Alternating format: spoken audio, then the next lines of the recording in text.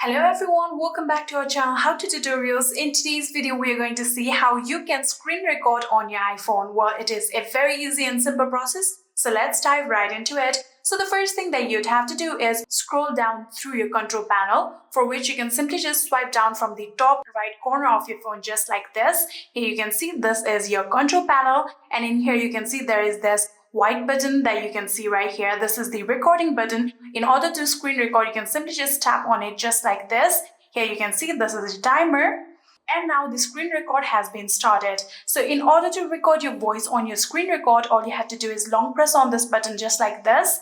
And in here you can see this is the microphone. Currently it is off. In order to turn it on, you can simply just tap on it. And now your voice also will be recorded on your screen recording. And just like this, you can screen record on your iPhone. And that is it. I hope this video was helpful to you guys. If it was, please do not forget to hit that subscribe button and like our video. Thank you so much for watching. See you in the next.